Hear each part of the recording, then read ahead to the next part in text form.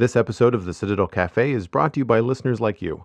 Visit patreon.com/the Citadel Cafe to find out how you can become a patron and help make this show possible.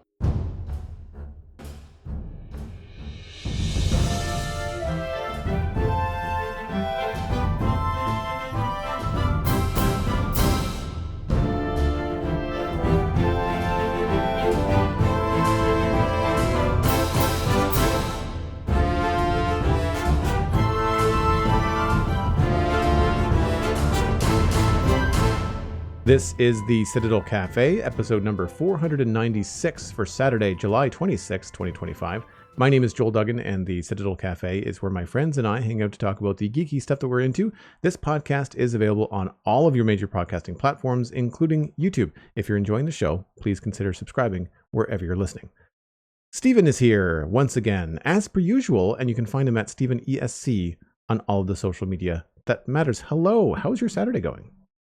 Actually, it was a really nice Saturday. We went, let's shout out to Portland Street Creperie. It's our second time there, and the food's been delicious both times. It was on our sort of, not to-do list, but place-to-go list, I guess, for lack of a better way to say it, for some time. And then we went for our anniversary, loved it, went back today, just as good as the first time. And so it's become one of our places. So we did that.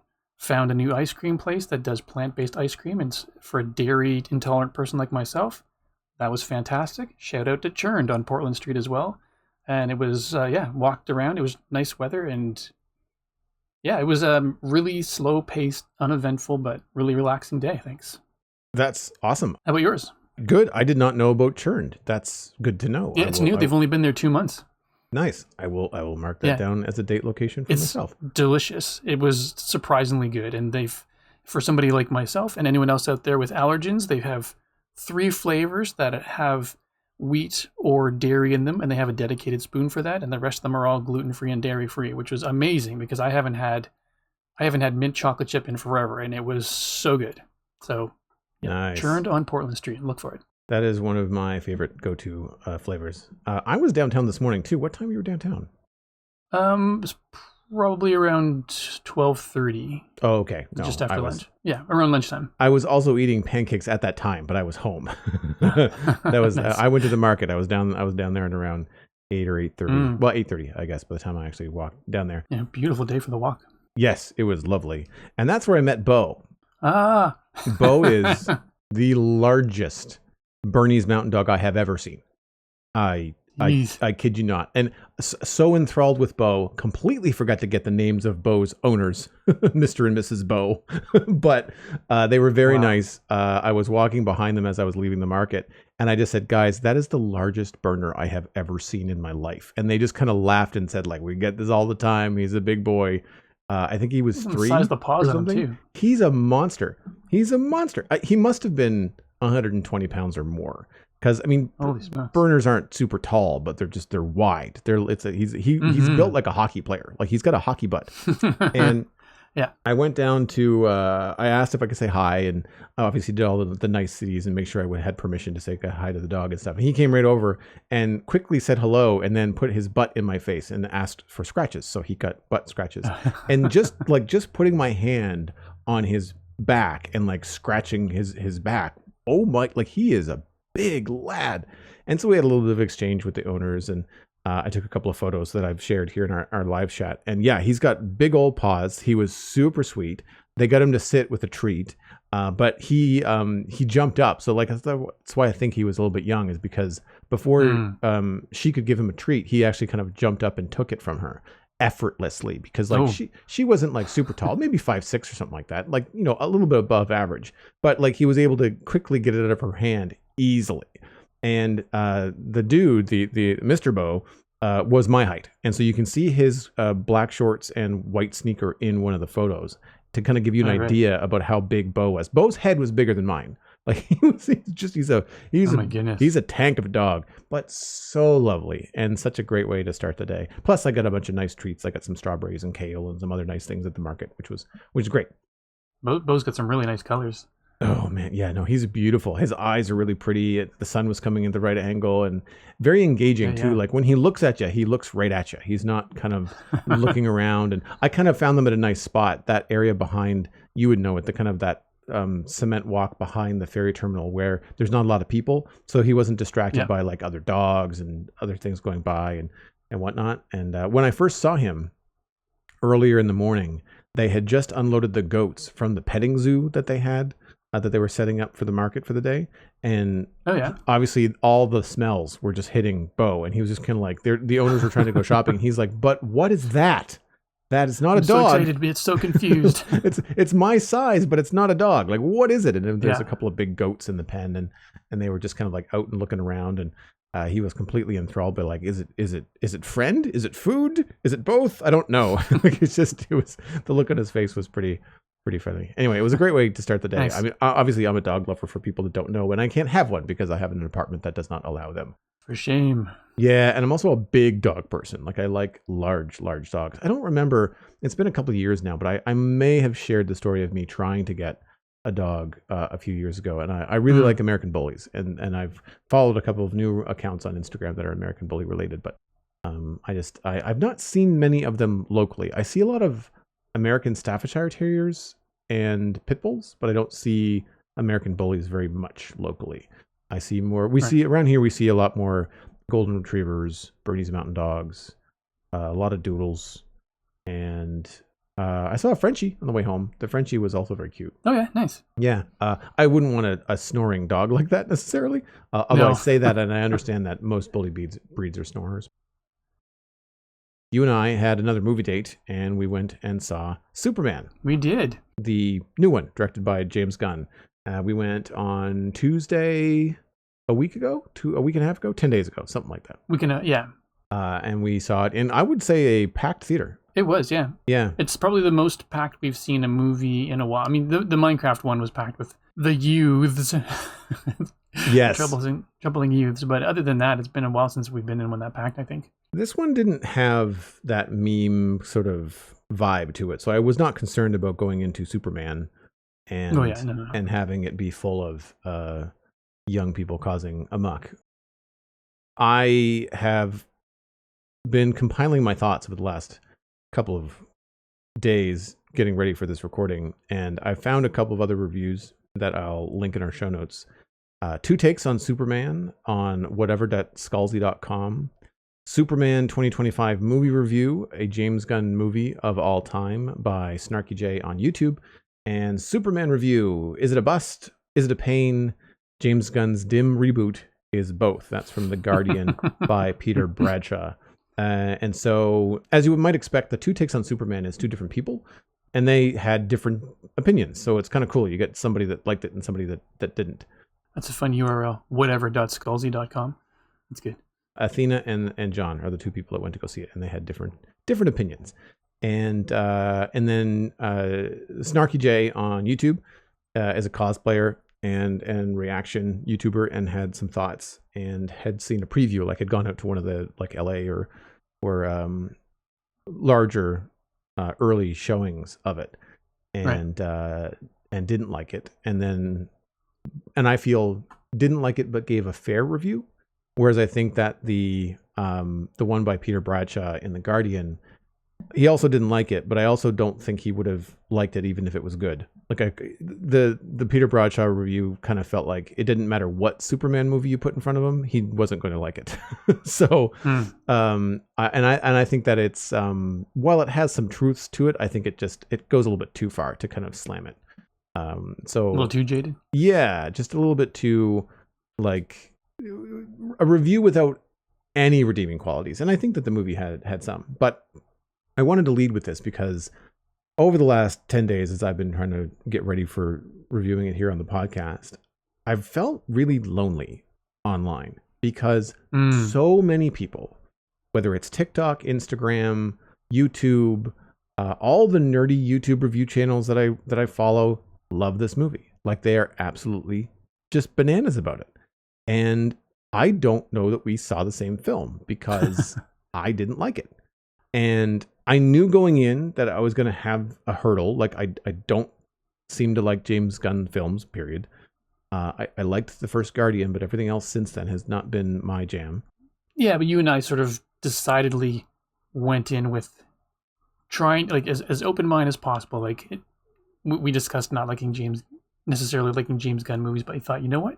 Going in, let's watch this thing for what it is, as opposed to being jaded right off the bat. But yeah, we both went in with as open mind as I could, anyway. Yeah, and still came out the other side of it not feeling the great vibes that everybody else is feeling. And I think that part of it is, I do remember going in and feeling like, all right, well, this is how it starts and this is how it's going, and I'm trying to be open to it. And some of the opening scenes were really good. Like some of the exchanges in the first act, I thought really kind of had me into a bunch of stuff. But I could feel myself disliking it more as the film went on. There was one point where I looked over and you and I were like sitting there with our arms crossed, and we were the only ones in the theater with our arms crossed. I'm like, I think this is pretty telling. And I'm relieved in a way. Like, look, I wanted to like it, but I'm relieved that you didn't like it either, because I don't feel quite as alone. Like, I don't feel like I'm just off my rocker or being a curmudgeon. And I've not really voiced my opinion online in any kind of post or quick review, Twitter, jab, anything like that, because I don't feel like there's enough time or context to get that across. Even in a TikTok review, which I was tempted to do, I really felt like I would just be met with an immediate label as a Snyder apologist. I get news for you folks. I didn't like those movies either.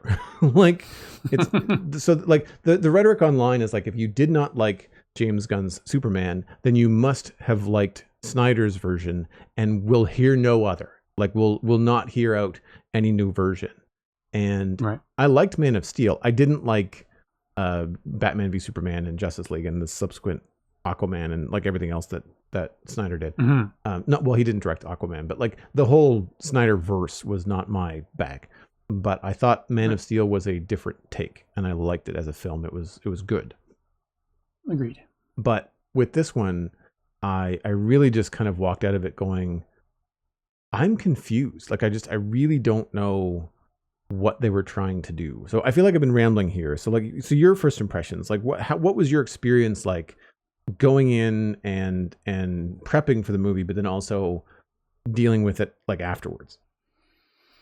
One thing I will say that I enjoyed right off the bat is that basically the bulk of what we saw in the trailers was dropped in your lap almost within the first 10 minutes. So it wasn't, I don't feel like, I didn't see all the trailers, but from the ones that I did see, it felt like everything we were showed was at the forefront, and then the main gist of the story, like or like the meat of the tale wasn't spoiled at all, which is similar to what they did with K-pop versus the Demon Hunters or whatever. I forget the name of it, but the trailer basically showed you a bunch of fun stuff and they dropped it in the first 5 minutes. Same with this. The trailers dropped the first 10 minutes and then we were on. So I really appreciated that.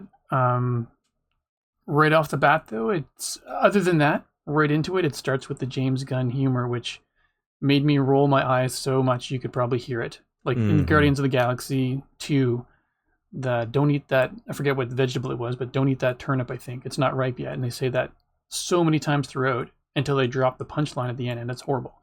Just like the whole like Justice Gang thing that was basically dropped as a joke because it's not the actual name for it, but they just said it over and over and over until it wasn't hilarious, but it got a little mental chuckle out of me the first time, but it was just lame. And it just felt like, I'm going to tell something funny now, and you're going to know it's a joke, or I'm going to tell you that it's coming, and when it's here, you'll see it. And it was like so much set up for something that was just never ever funny, and it's something that he just likes to beat you over the head with this joke that's not funny throughout. And I felt that was, I don't know, it's a similar tone for everything else he was trying to do in the movie. It's really tough to explain, but there were parts that I really thought were great, which we can get into. It's more like performance-wise and whatnot, but the movie as a whole, I just felt disappointed because I was really hoping to be proven wrong. That was my hope too. Like I wanted to, at the very least, walk out of it going like, well, it wasn't for me, but I could see the value. Like I could see why other people would be like, yeah, that was good. For example, like if it had solid writing, good plot, good character development, and good pacing, and had a solid message, even if it wasn't my type of Superman movie, or maybe like I didn't like all the humor, I'd be just like, well, I didn't like all the humor, and that's a James Gunn flavor thing. But hey, you know what? It was still well made, so I can appreciate that people liked it. But for me, I find that whenever I see criticisms of the film, people start making excuses. So like you said, like there's a bunch of really dumb jokes that are all frat boy humor from James Gunn. They're relentless, and they crop up at the worst times, and they beat you over the head with it like a pool noodle.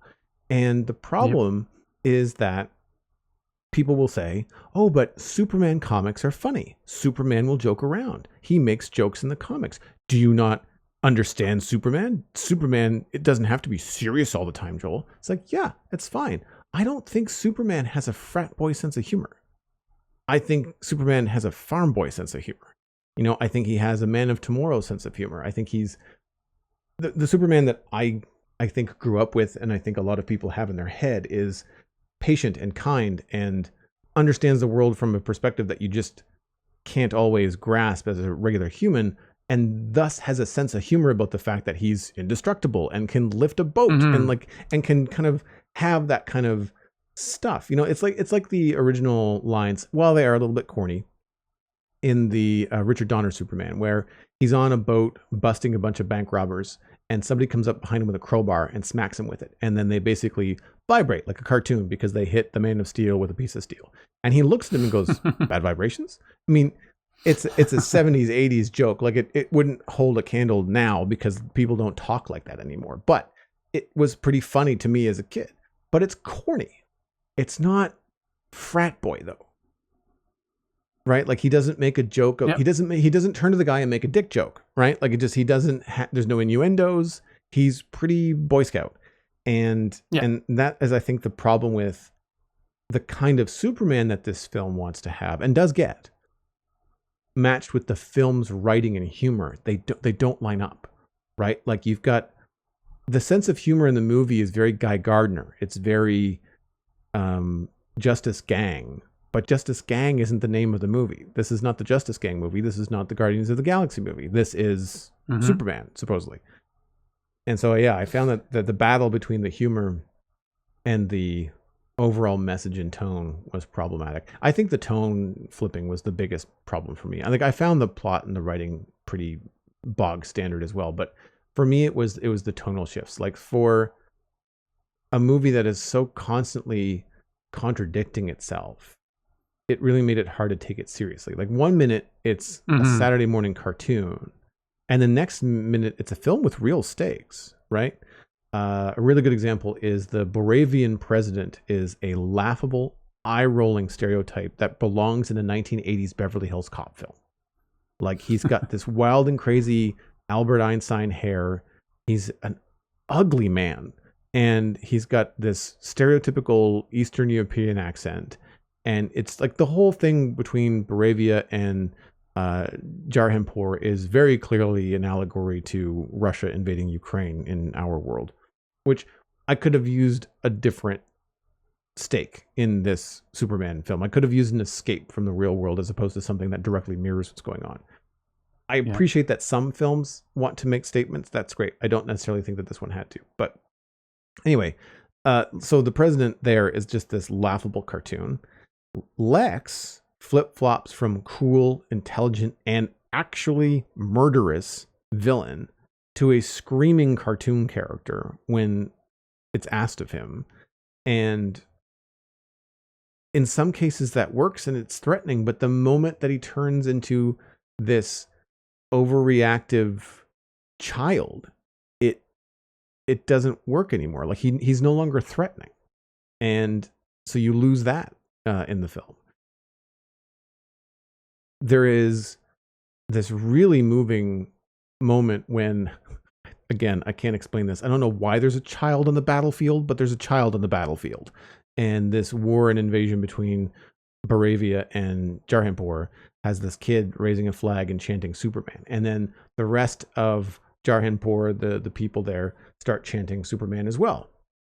And instead of getting Superman, they get the Justice Gang, which is they're not cool. They get the job done while they strut around and think they're cock of the walk, and it doesn't have the flavor that all of the media, all of the trailers, and all of the interviews that I've seen are saying what the Superman film is about. I said, well, that's what your Superman character is about, but your film misses the mark constantly. And every time something like that happened in the film where you thought, oh, this could be a really cool moment, it takes a sideways turn at the last second and just undercuts itself. So like it wants to be upbeat and hopeful, but Superman, the character, is constantly down, either physically beaten. He spends a good part of the second act under the influence of kryptonite, and it's disgusting. Like he gets veiny and sweaty, and he's under, like you can see the radiation poisoning him. Like it's not pleasant to see your hero like drooling and melting on the floor of a cell.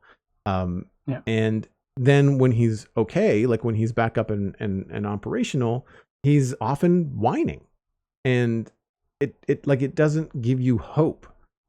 It's the opposite of that. It kind of it really makes you just look at this film like, well, wait a minute, like what were the heroic moments for Superman? And he really doesn't solve any problems except for one. He manages to save baby Joey, who is a green alien character that I've never heard of.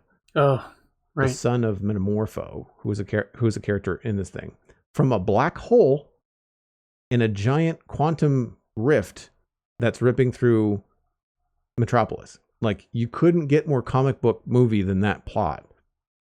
But he does it by using his super breath. That's how he, with the help of Metamorpho pulling him out as well. And again, like I've seen all this commentary saying, well, we wanted our Superman to have limits. We wanted our Superman to not be all powerful, godlike. He saved a baby from a black hole by blowing out hard. Like, if that's not OP. Yeah, he couldn't fly away under his own power, but his breath was the thing that helped him do it. And might I add to that, it was the worst CGI alien baby I've ever seen in anything. Yeah, the CG in this was pretty bad. There wasn't a lot of good CG. They were very cartoony. Just proportions as well. It just wasn't even that it was the facial expressions that were cartoony, which is, oh, we're going to give it a big cartoon head with little cute cartoon eyes and just like gummy looking fingers even. Like it looked like it was just... And sure, it's an alien, so they can get away with it. But there's no mother. Not that we've seen. So you can't look at dad, who's Metamorpho, and mom, who I don't know where mom was. And there's no explanation as to why baby Joey looks like that. Right? Exactly. You'd assume, I mean, Metamorpho is humanoid. Like, I know from, I think, the Superman cartoon that Metamorpho is a character that can morph his body into any material possible. I think they also give you that in some sort of exposition, thanks to Lex Luthor in this film. But he started off as a man. So you know that he's got basically, like, he's been changed, but he started off as a human. And so you'd expect the baby to be, you know, the baby has like a head and 2 arms and 2 legs and no tail. So like you'd think, okay, well, humanoid, but then, well, what does mom look like? You never know. There's no explanation as to why baby Joey is essentially like a little green Martian and why dad he looks like a He-Man character from the 80s. Like he's literally split down the middle and every quadrant of him is made of some other different material, like, you know, crystalline or steel. At some point he turns into like a cloud of plasma and flies around. He's just a floating head with like a jet of plasma coming out of his neck. Like it's really weird. Really, really weird. And when you think about it, like if you could change into any material possible, why would you settle on something that looks like a bunch of different materials and not just look humanoid to blend in, or look just pick one, you know? 100%. You could be Diamond Guy one day, as opposed to being like, in case you're wondering what my power is, here it is all at once, so that there's no question as to what I can do. Yeah, I mean, getting into like Metamorpho's powers and whether or not it looks cool is kind of like nitpicking. But yeah, like I agree. Like I think there could have been more story told there than what they were able to do with a floating head. You know, like I feel like sure, maybe he could turn his legs into something that makes him fly like Superman, or more like Iron Man, I guess, with like some sort of like propulsion coming out of his feet. But then Right. at least you'd see a body, and the person could act, and you could see body language, and he could punch a bad guy maybe, as opposed to, you know, just floating around. Like it was a very strange. The whole sequence inside the quantum rift was bizarre at best. You mean the Nether? That's right. It did look like Minecraft, didn't it? Yeah, because they also had these portals that basically allowed them to go into an area, Mm-hmm. travel a super short distance, come out another portal, and they were halfway across the world. So it was the first time they did it. I went, wow, that's almost literally how Minecraft works. Yeah. And I couldn't not see it as that every time they showed it afterwards. So outside of the tone, I think the next biggest elephant in the room is probably the plot and the writing. I found the film to be pretty contrived. That Nether reference is a good example, actually, because when you really look at each individual element of the film, there aren't that many original ideas in the whole thing. Now, I understand that there's been other Superman movies and stuff like that, but I was kind of hoping to get like a new take. I was hoping to see some new stuff going on. But you see the plot devices and themes before in other movies, other IPs, in anime, in other Superman films. So off the top of my head, the things that stuck out to me, Lex Luthor's gang of techies is just an esports team. Like they are playing a video game, controlling Ultraman to fight Superman. And it looks like an esports team. It plays, it's filmed like an esports team setup. They cheer and shout out orders like an esports team. It's not really all that inventive. Luthor's plan to get half of Jarhanpur is the same as Luthor's plan in 1978. In 78, he was buying up a bunch of useless land on one side of the San Andreas Fault in California, and his plot was to blow up the fault, send half of California into the ocean, thus owning all of the western seaboard of the United States, because land, it's the only thing they're not making anything any more of, right? And they use that line again in Superman Returns, and they did it again in this movie. It's like, guys, like you say you're doing something new and different, and yet you've done the same. They gave it a little twist, and they said that it was a distraction. Like it really wasn't, he didn't really want half of Jarhanpur. That was just his main plot distraction. His real mission was to kill Superman. Sure. Like it's a very convenient line to try to, combat my complaint specifically. It's like, right, we're doing this. We can see the complaints coming that we're just doing this again. Why don't we write it off as like I never meant to do that. It's like Calvin Ball, in the comics. Like if the rules are always changing, then you can't argue with me. And that's essentially what James Gunn does in this whole movie. He changes the game every time he changes his underpants, and therefore when you're trying to criticize the movie, you don't have a leg to stand on, because it's like, oh, well, you didn't take that scene seriously, did you? Because we didn't take that scene seriously. Like, well, what part of your movie do you want me to take seriously? If nothing is serious, then everything is, and vice versa. Like, it's just, I need some sort of rock to attach my feelings to in your film, and you don't have one. One of the other things for me that I didn't like was the Jor-El and Lara sending Kal-El to take over Earth instead of save it, which is the plot device from Invincible, which you pointed out in the car ride home, because I had not seen past the first season of Invincible. I do remember that, but you had mentioned that was the case in Invincible as well.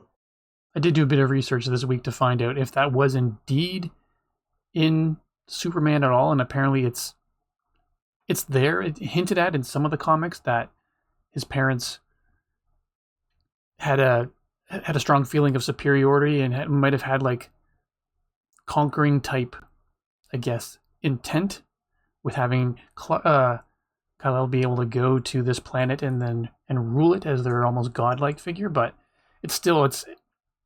I had to dig for it. I went on a number of different sites and it was barely mentioned on one of them. So I'm not saying it didn't exist, but it's clearly not the most popular avenue for storytelling with Superman. So it just felt, I don't know, it felt out of place when introducing a brand new Superman-based DC universe kind of thing. But I don't know, it's not my favorite storyline for Superman. And there's been conquest storylines for Kryptonians before. Zod conquers, like that's his MO. That's the whole plot of Man of Steel, is that Zod shows up with a terraforming spaceship and tries to turn Earth into Krypton and kill everybody, and Superman stops him. Like, that's the whole idea. And he's the bad guy. Yeah, he's the bad guy. And I think that the difference there is that Jor-El and Lara's politics go against the rest of Krypton in that situation. And I think that's, in my mind, the best way to play it. I like the idea that Clark has his parents here on Earth on the farm as really solid role models. But then when it comes to being Superman, they're kind of at a loss. And so his guidance as Superman comes from his, recordings from Jor-El and from Krypton. And that helps him, kind of be guided as to like what he can really do and how he can really help the planet. And I feel like that's a better way to go. I'm not saying that Jor-El and Lara never did, or there was never a take on that in the comics. Gosh, the comics have been around for so long. I'm sure everything has been done. I just think it's a poor choice to include that in the film. And that, to me, was something else that really bothered me. Again, with the inconsistencies, is like Superman has been around in this movie for 3 years. Everybody loves him. That's why Lex hates him. It's because he's the talk of the town. And one video release from Lex Luthor saying that, I've got this recording of his parents, and everybody just turns on him. Everybody turns on Superman, starts throwing stuff at him, starts shouting at him. It's like, you're just here to take over and have your harem, which they pounded that into the earth too. His harem of wives that he's apparently got in secret. Just ridiculous stuff. And everybody just kind of jumps on board. It's like I'm sitting there going like, do they not have AI in this Metropolis world? Like, how does no one question the validity of, because I thought, until I realized that they were going to double down and this was actually the lore in this version of Superman, I thought at some point in the movie it was going to come out that Lex doctored the video. Like, the real message from Jor-El and Lara was like, go save Earth, you're going to be awesome. And Lex twists it and uses his AI and his powerful computers to, manipulate the media, which is what he's been doing. He's a billionaire social media mogul in this version of Superman, and uses that to then twist the public. But the public flips on Superman so quickly. I mean, like, in a way, that's pretty realistic, because that's sort of what would happen in our world. But like, that's also not the world that I want Metropolis to be. I feel like, again, like, they want it to be fantastical and they want it to be hopeful, and yet they start bringing in all of these tropes from our real life social media issues, like the real problems that we have, and they just can't seem to decide what they want to pick from our world and what they want to make unique in theirs. And they constantly fight, and I don't think it really works out. Ultraman, I guess we should have started off this with spoilers, but like, surprise, folks, we're spending an hour talking about Superman. You're gonna get spoiled. Ultraman in the movie is one of Lex's goons. He's in a mask, and in the first moments of the movie, like you said, the trailer where Superman crashes into the ice, all bloodied and beaten up, is the first scene. We get an opening Arctic scene, and we get text on screen, and it's like 3 years ago Superman revealed him to the world.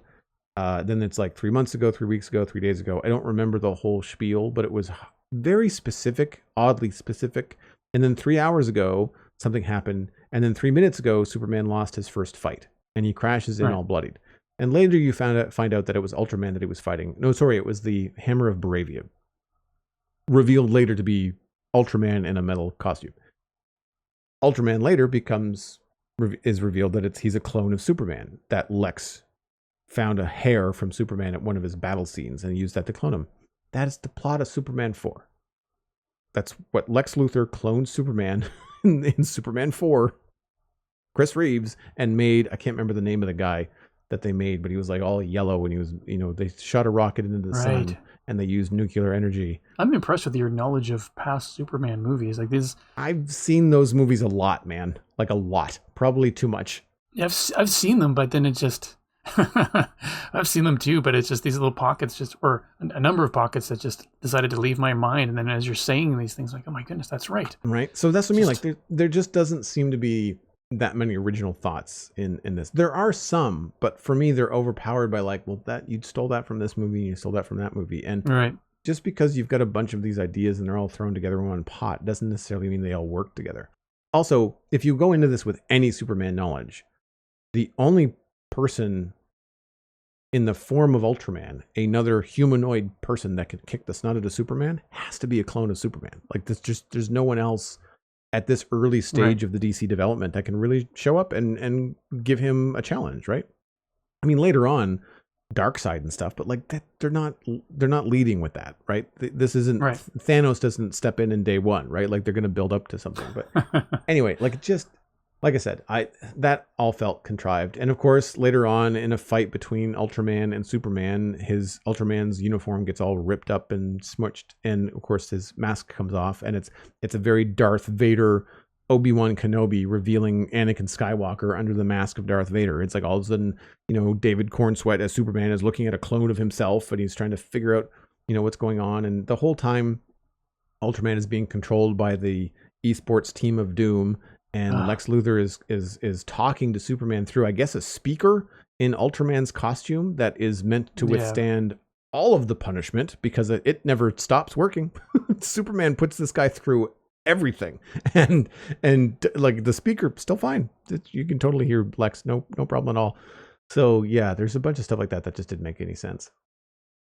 And the more we talk about it, the more ridiculous that whole Ultraman being controlled by Lex thing seems, because the reaction time of Superman being able to fight, it's like every time Lex wanted the esports team to do something, he would be like B42 or 136, just yell out these commands, and then there's that lag between what he says and then what the esports team would do in order to have their puppet go and fight Superman. So I feel like Superman's actual reaction time would be far quicker than the time it takes for the message to get from Lex to the player through to Ultraman into the fight. I don't know. Like I said, just the more I think about it, it just seems like such a ridiculous idea for a fight.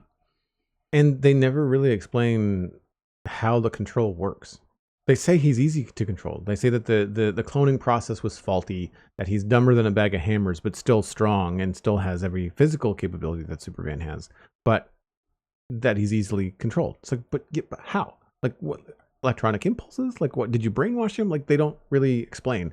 For all the explaining that they do in this movie, which they do a lot of, because everything is happening so quick all at once, you're thrown into this world where superheroes exist, the Justice Gang exists, Lex Luthor and his lackeys exist. You've got all the gang at the Daily Planet, and you've got Superman and Lois, and you don't spend enough time with anybody for any real character development, with the exception of maybe the early scene with Clark and Lois arguing, which I liked. But so much of it is exposition. Like Lex Luthor has to explain the plot over and over again. Same with Guy Gardner. Superman does it a little bit. I want to say the Superman robots do that a lot too. Less so with Lois. She seems to be more along for the ride, but a lot of the major movers have to kind of explain what's going on. Mr. Terrific does a lot of exposition. Like if he wasn't talking, we wouldn't know what's going on. So true. I understand that there has to be some of that in movies. What I want there to be is dialogue. I want there to be an exchange, a meaningful exchange between characters that then tells the audience, oh, this is what's going on, rather than Mr. Terrific just rambling a bunch of technobabble at you and expecting you to understand like the reasons why. Like he says, what was Lex Luthor thinking? He created this portal to this other dimension. He's probably going to kill us all. But that's all said in the heat of the moment when he has to then try to figure out how to close it. There's no real weight to it. There's no explanation as to how Lex did it or what could have driven him to do it. Like it just seems so convoluted that there's just no time to explain all of the stuff. And that I think is a fault of the storytelling and the world building. So you kind of just have to take everybody at their word, but you've known everybody for essentially an hour. Right? Like by the time they get into the second act and they're explaining what's really going on, you really haven't taken the time to get to know anybody because you haven't had a chance. And so you can't really accept anything other than just the face value of it all. But to move on to something that was positive at the start, something that I did think set the tone, was unique to this movie, was that we didn't get an origin story. Superman and Lois are already together. And after he stops the original invasion of Baravia into Jarhanpur, this is something that was from the trailer, but it's a much longer scene in the film where Lois confronts him about it and says, like, well, you stopped a war, but like, did you think about the repercussions? Like, you crossed, international borders. You acted as a member of the U.S., citizenry, but you aren't in the army and you didn't ask the president's permission. And like, she goes on all these like really interesting questions as a journalist because he offers to let her interview him as Superman. And there's some fun character work there where like he deepens his voice and he's trying to like come up with one-liners as Superman. And she's like, it's really odd that you think about this kind of stuff. And it shows like the kind of like farm boy, I get to be a superhero nature of Superman, which sometimes works in this film and sometimes doesn't. But in this particular scene, it's kind of cute. And yeah, it's a great scene between Cornsweet and Brosnahan. I really like the way it's filmed. It's really casual. It has all of the tension of an early relationship. Like, they're not like together solidly. They're dating. Like, he's revealed himself as Superman, but they're not like 4 years into their, relationship. They're like, I don't know if they say it, but it's been like 3 or 4 months. Like it's not been super long. And so there's still the potential for something to put a monkey wrench in it all and send it sideways, which again would be a real weight in the plot if we all didn't know that they end up together. Right? Like, yeah, putting some fake tension between Superman and Lois doesn't really hold with me because like they're the leads and we all know that they end up together. So anyway, it's a great argument. I like the way that it's filmed. And in particular, I like that they don't get in each other's physical space. It's a verbal argument. Like it's a intellectual confrontation. There's like, they don't ever cross the living room. They each stay on their own side, which is, and it's filmed like that too. It's very good that way. One thing that I kind of did not care for about this discussion is that it then basically left the two of them on a bad note. Right. And Superman or Clark Kent leaves, and then Lois is left there. And then for the entire rest of the movie, they're just not together. And they seem to be just grumpy at each other for the rest of it. And there's little pockets where things seem, a little hopeful, and then just apart again. It just felt weird. And then it allowed, Superman went off and did Superman stuff, but then I like Rachel Brosnahan. I think she's fantastic. And so it just felt like it set that moment was great with her. But then as soon as that was over, I don't feel like they gave her anything meaty enough to really act well. So I thought there were some great performances in this, whether the writing was good or not, they were just owning it. But I didn't really feel like they gave her much to do afterwards. And it just felt like it was I guess I was disappointed because I am a Rachel Brosnahan fan, but it felt, the argument was good, but then it just left her off to the side to then do some things, but in the end, just be his love interest again, Yep, 100%. Lois is much more than just Superman's love interest. And in this, she's even less than that. She's Mr. Terrific's sidekick for most of the film. Yeah. Right? Like, and so like, yeah, you're in this situation with him, and like the big, crazy, cool superhero moment that Lois is witness to is not Superman. It's Mr. Terrific using his T-spheres to basically have a punk song playing in the background while he beats up a bunch of Lex's goons in Hawaiian t-shirts, which I couldn't make up if I tried. Like the visual of it all is like ridiculous. And he's got a sense of humor about it, even though in the rest of the movie, he doesn't have one at all. He's just so serious and so stiff all the time. He's just a jackass most of the time. He's not a likable person at all. And no, this is the thing. Like, he's a dick, but he does good things. So I guess we have to like him, right? Like, it doesn't track. Like, again, it's even the characters contradict themselves in this movie. Yeah, and he's supposed to be incredibly, incredibly smart, and then he has this really, really high tech UFO type spaceship that he uses to fly, and the garage that it's in opens slower than any garage I've ever seen. And then they make a joke about it, but it's just a dumb moment that like this brilliant human would never ever have the slowest garage opener in the world, and then him make a joke about like, oh yeah, I'm planning on fixing that. Never happened. If your ship can fly and it's that sophisticated, there's no way you're using a garage door like that. It would never, character-wise, it would never happen for him. I don't think so. Yeah, I agree. I mean, how does that thing not come out of a vertical takeoff door? Like, how is the door not in the ceiling? You know what I mean? Like, it's strange. Like, that kind of stuff. And that's a really good example of the kind of humor that takes an upbeat moment when Lois is at the Hall of Justice. She's arguing with Guy Gardner about I don't know what, and leaves in a huff, trying to find a way to save Superman. And then Mr. Terrific says, you know what? He's a buddy. I'll do the right thing and I'll come help you. And she goes, thank you. And you think that they're going to go off and like save the day or something. And there could have been a really cool moment there for Lois to go, whoa, at like the T-sphere, whatever it was. And instead, James Gunn brings the momentum of that scene to a grinding halt with the garage door joke. And he does that often in this movie. Any moment where there's a moving, soft moment, especially with Superman around, you know who jumps in and ruins it? Krypto, the CG dog, constantly. It like there's a moment between Pa Kent and Clark on the front porch. Cut to Krypto chasing cows. Like it just every single time you get some sort of heartfelt moment from Superman, Krypto comes in and ruins it.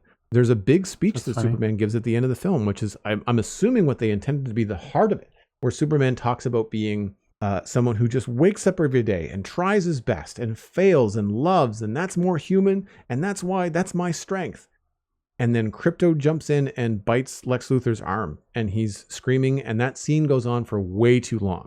Like it's a graphic animal attack that happens, and no one does anything, including Superman. All he does whenever Krypto does anything bad is just say, Krypto, stop it, over and over and over and over again. It doesn't do anything. The dog never listens. In the entire film, the only time that Krypto listens to anything that Superman says is when he says, Krypto, get the toy. And Krypto then destroys all of Lex Luthor's cameras. And that's the only time that Krypto does what he's supposed to do. And it's infuriating. And this is something that I couldn't articulate off the top, but when I watched Snarky Jay's review on YouTube and she honed in on it and said like every single time this movie tries to get to the heart of the matter, James Gunn comes in with Krypto and frat boy humor and completely steamrolls it. And she's right.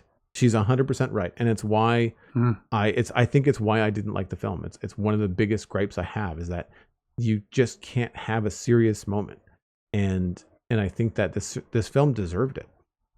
Because, as you mentioned, Brosnahan is fantastic as Lois Lane. I really like Nicholas Hoult as Lex Luthor. I think he looks the part. He acts the part. Yeah, really well. And I think that unfortunately the material he's given, like you mentioned, is subpar and often goes too far. But he goes there. Like if the director said, I need you to be a screaming, petulant child, and he does it. Like he goes over the top. Yeah. He acted the heck out of those bad lines. Yeah, 100%. Yeah, 100%. I wish that Lex had been someone that had like anger management in a scary way, but he wasn't. He was anger management in a petulant child way, and there's nothing threatening about that. They almost had it, and they had an actor with the chops to really pull it off. There's a couple of moments where he's unhinged, like he's evil. Oh yeah, and it works really well. But overall, I found his character to just be like far on the pettier side than I feel like someone of his villain status should be. Like even in the the Nether area, I forget what it's actually called. I'll just refer to it as the Nether.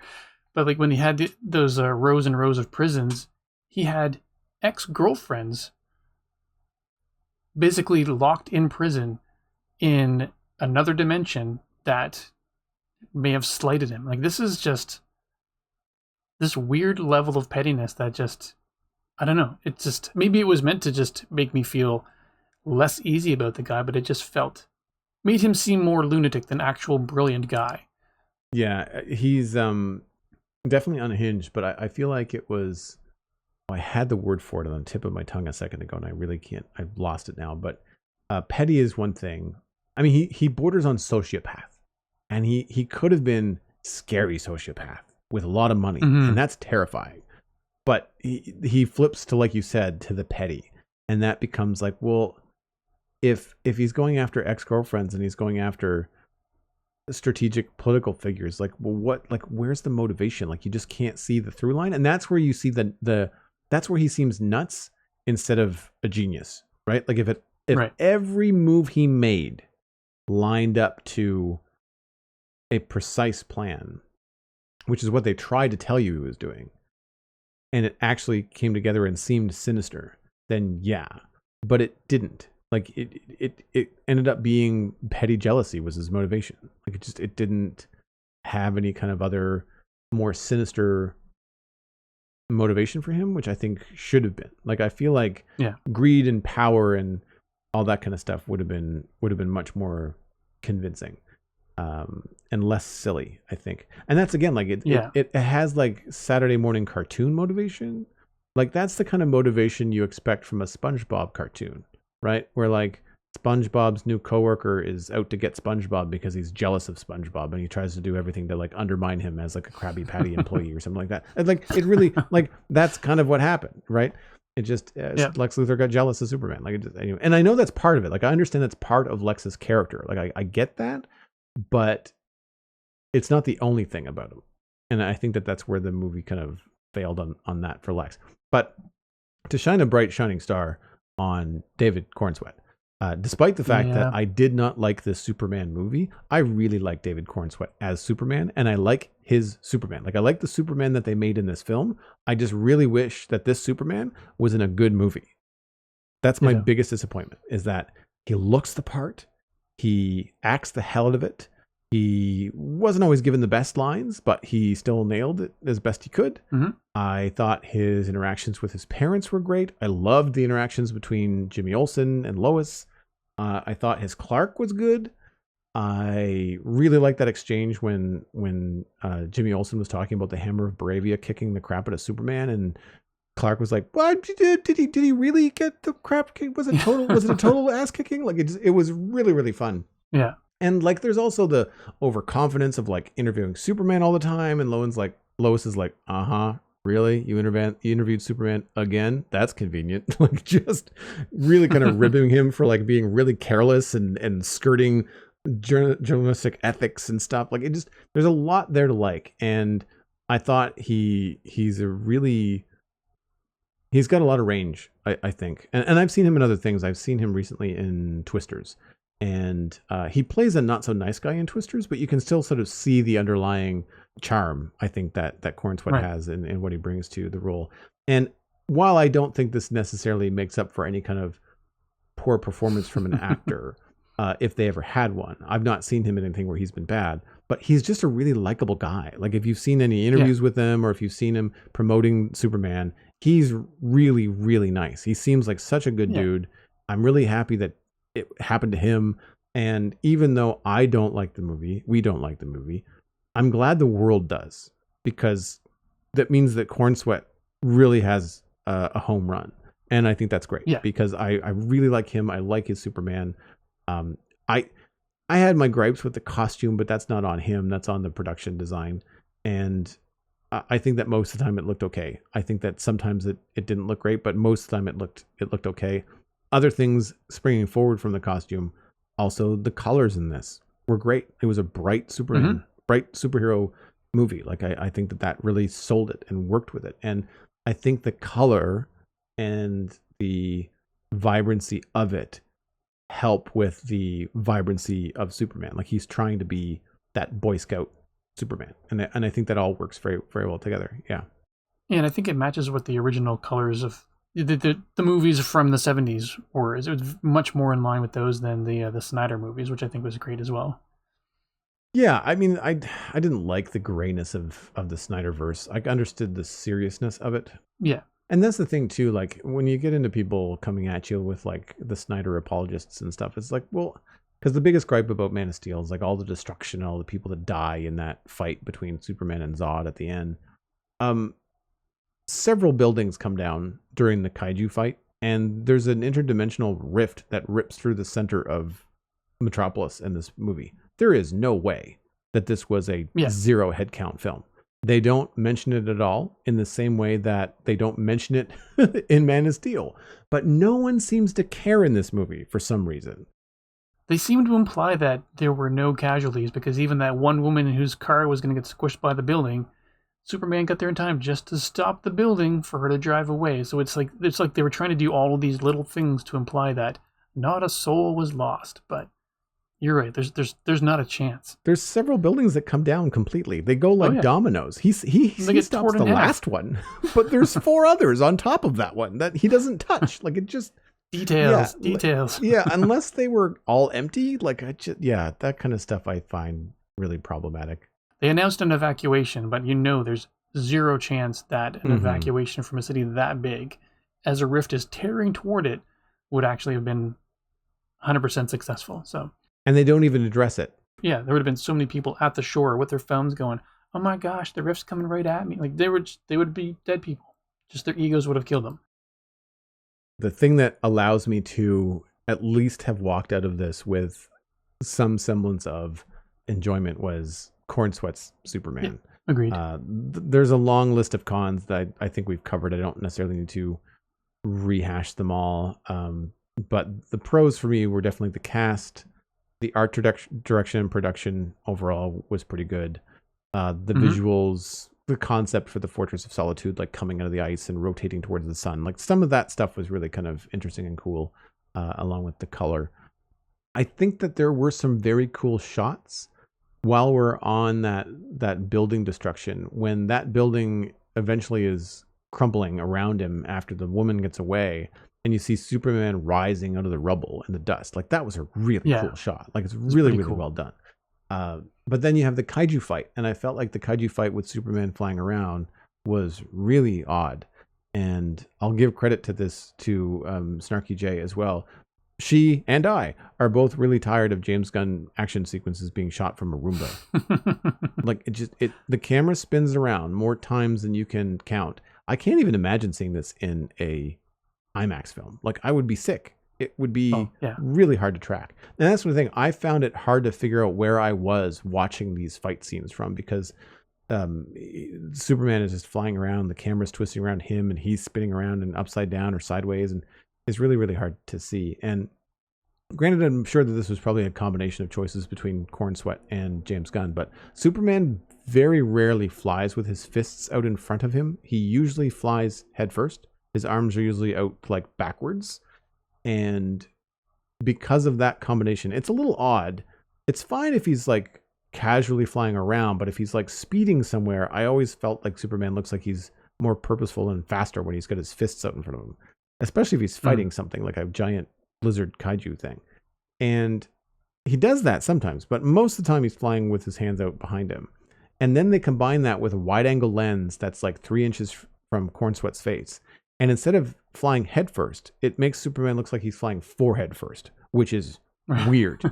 Like, you kind of expect him to headbutt stuff. It's a very odd feeling. It doesn't feel super at all. It feels manic, and it makes you uneasy. Like, I don't think that there was any consideration given to how that feels visually to the audience. You know, I did like it when they used that when he was flying back to the his Fortress of Solitude. In like when he realized what had happened and he flew back, it made it look like he was in a much more panicked flight. Yeah, he got there so quickly, and I thought it was really great. And the way the camera felt like it was uneasy and shaking when he went there. So I thought it was a good use of it there, but otherwise I agree. Yeah, but that's a good use of it, because he's supposed to feel uneasy because Lex Luthor had obviously invaded the Fortress of Solitude, but. Yeah, when you're flying and fighting, you should be more confident, I think. And that's the thing, is that it makes him feel uneasy the whole time. But yeah, there was some great scenes, like some of the stuff from the trailers were good. There were other flight scenes that were cool, and I wanted to see more Superman doing Superman stuff. There wasn't a lot of Superman in the movie. Like, he spends a really good chunk of it on the floor of a cell with kryptonite poisoning, and it's unfortunate. And again, like, I feel like I'm kind of going back over the things that stuck out in my brain that I don't like, but It's because there are so many. Yeah, I'm saying right now, this is the last time that I go to see a James Gunn film in theaters. I'm done spending money on it. I will maybe watch them if they're on streaming and people say they're good. Although I'm not sure how much of that I can trust right now. If I don't like this film and the rest of the world does, then I don't know where I'm going to stand in the future. But I'm done with James Gunn directed, especially if it's James Gunn directed, produced, and written. Like, I'm out because there's no one to say no to him. And I just don't think that they're very good films. It sounds so strange to say because I'm here in my studio making a podcast. It's not like I'm making Hollywood blockbuster movies. So, I mean, obviously he's doing something right. But I just don't understand why everybody thinks this is such a great film because it's full of holes and big ones. And I'm just surprised that so many people are just on board. And I think perhaps a lot of that is because of David Cornswet. Like, he's just so universally loved, I think, in the role. I think people are giving the rest of the film a pass because they're just so happy to have that in Superman, I guess. Could be, yeah. And it's I watched a video on YouTube, and I feel bad I didn't make note of who it was, but they comparing the two Snyder Superman and this movie, and he was saying this one just felt, I think it was because people were tired of like the flavor of Snyder in all of the movies that have been coming out for such a long time, that this felt like such a breath of fresh air in the direction that they were taking Superman, which I can sort of see, but if that's like the only reason why you're excited for it, it just doesn't quite feel like a good enough reason for me. Yeah, I saw a comment, I think it was on Snarky Jay's video, where someone was saying, like, we are so used to getting solid gold shit from Hollywood that when they give us a bologna movie, we think it's a steak sandwich. And I was like, there's probably some truth to that. There's probably some truth to being constantly let down. Marvel movies have not been doing well the last little while. People are starving for a good one. And I imagine that because this one was good enough, people just like, this is amazing, and I just, I mean, it could also be the state of the world too. Like, I mean, the rest of the real world is in a really not so great place. And I think that, a film that was at least as lighthearted as this one would definitely get those people on board because of the juxtaposition of it versus the real world. But again, like, I think that I would hope that at some point more people will say, like, you know what? I saw that this summer when I was really down and it was a really good movie and I really liked it. But now that I'm watching it again on streaming, it's not very good. Like, I kind of hope that there's going to be some people just like, there's things I like about it, but it's not a good movie overall. And and part of that is absolutely selfish from me wanting to feel justified in not liking it. But anyways. So verdict on Superman. I don't really think that it's a good movie. I wouldn't recommend people go see it in theaters because I think that's important that the money reflects. I mean, it's already going to be making a ton of money, so it's not like the one or two people that listen to this and go like, actually, yeah, that sounds good, Joel, I won't go see it. You're not going to affect the bottom line. So I don't know how much of a proper statement that is, but it's unfortunately disappointing. And that's the thing, I'm not angry about it. I might have sounded angry during this. I'm really disappointed, and I'm sad that it was not what I was hoping for out of a new Superman movie. Same. I guess time will tell what's happening with James Gunn. Who knows what he's going to do with Batman? Yeah, if he's not the director of every single thing that's going to come out from the new DC universe, and it looks like it's got a solid cast. Like, if David Cornswet comes back as Superman in a different movie that has someone else at the helm, then I might be really inclined to go see it to see how it turns out. But yeah, like you said, if it's a James Gunn production right across the board, probably not. In order for me to go, I'd have to also make sure that James Gunn didn't write it. Like, it would have to be something else. One of the best Star Wars films is Empire Strikes Back, and that wasn't directed by George Lucas. Still written by him, but it wasn't directed by him. So, like, there are some opportunities there, but time will tell.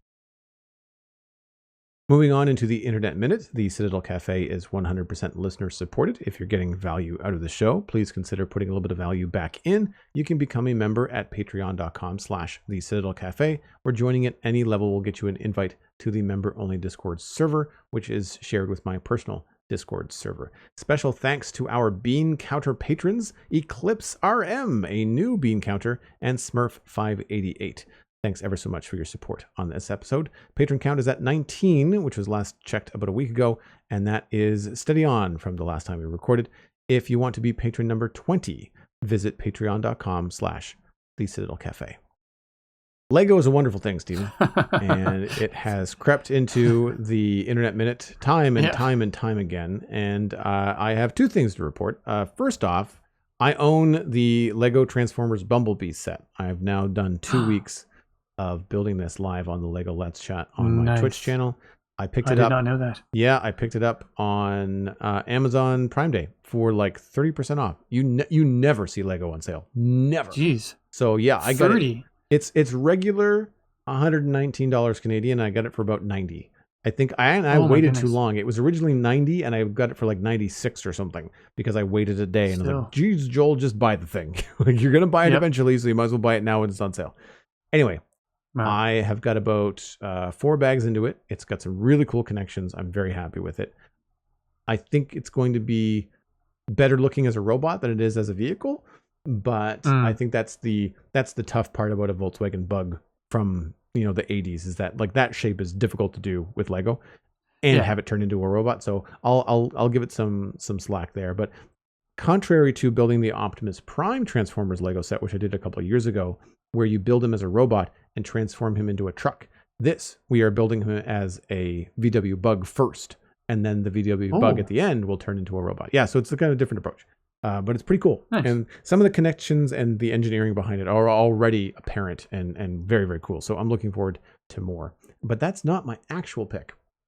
That's just a pick that we did a couple of weeks ago that I am now, a couple of months ago actually, that I'm now going to thematically transition into the fact that there's another Transformers Lego set coming out. And that is Transformers Soundwave. So we're going into the Decepticons. Ooh, that's cool. And we now have it's a much larger set.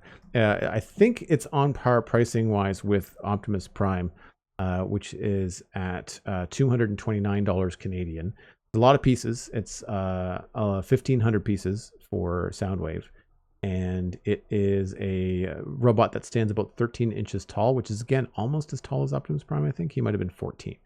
And it has the Soundwave tape recorder, the Razorbeak Hawk cassette, and the Ravage Panther cassette, all of which were from the original cartoon in the 80s. And I still have this toy somewhere. I've got the die-cast metal version of Soundwave in a closet box somewhere. He was one of my friend's favorites. My buddy Jeff, when I was a kid, Soundwave was his favorite. It looks quite good. Like it looks just like the toy. Yeah, one of the most similar to the toys that I've seen.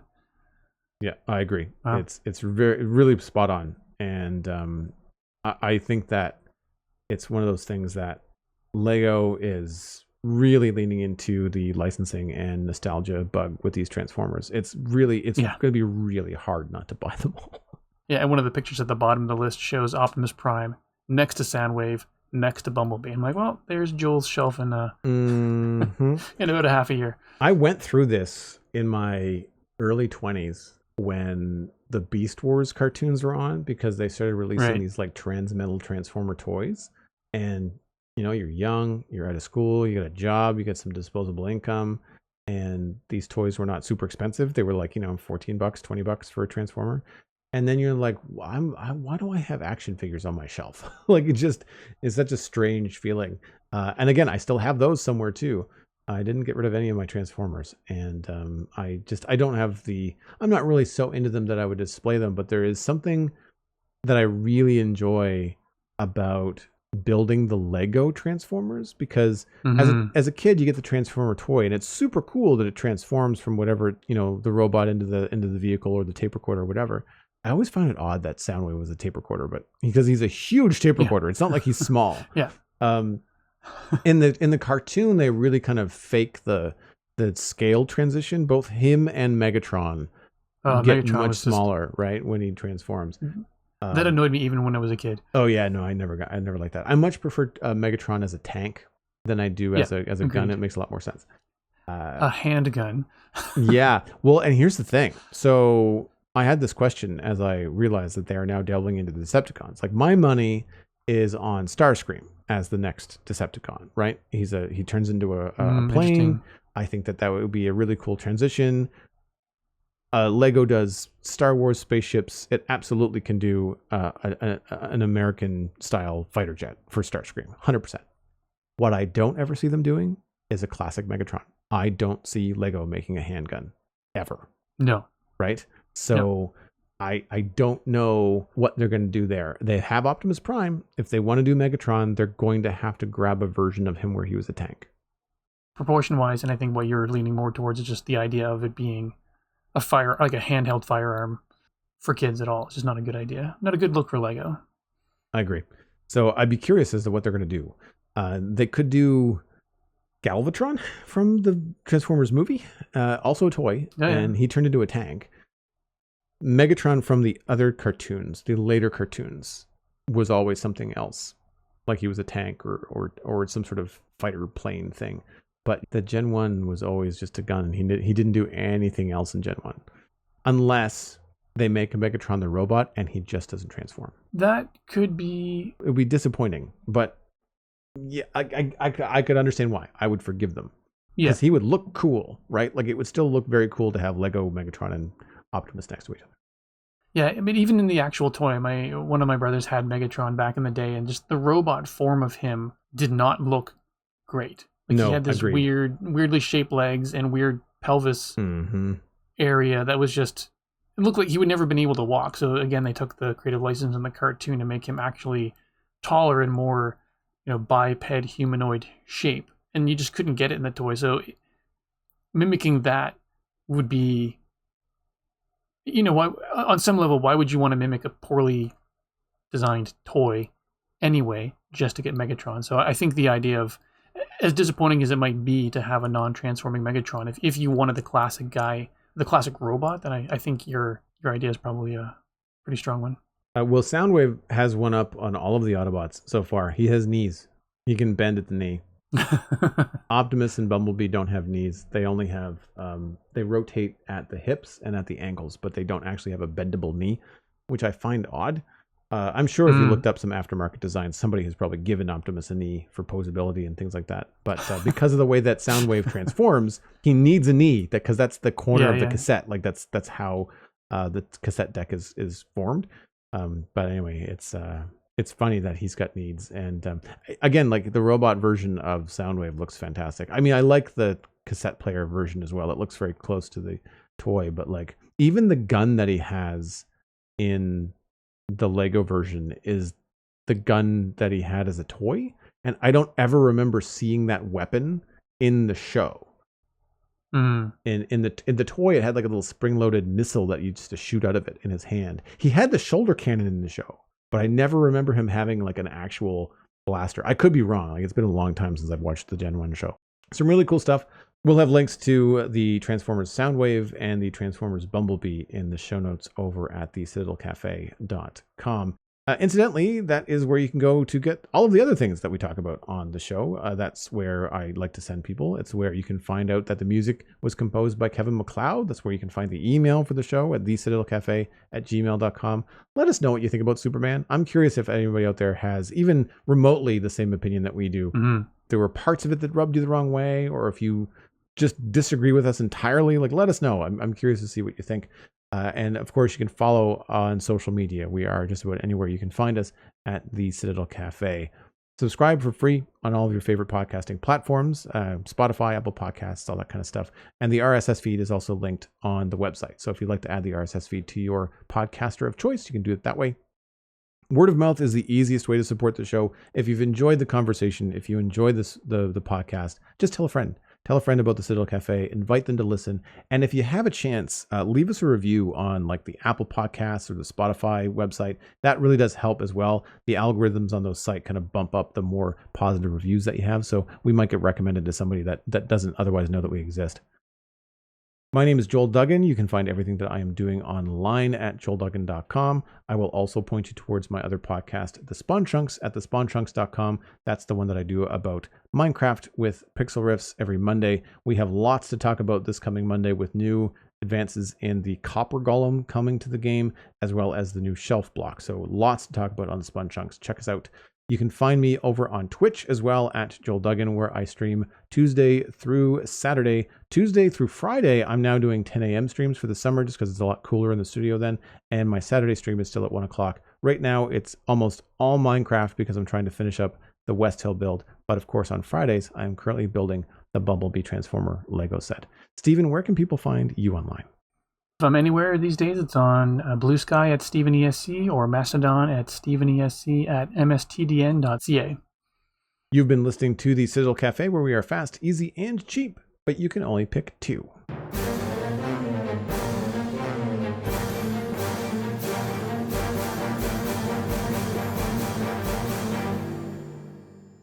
And if you pick crypto, you are dead to me.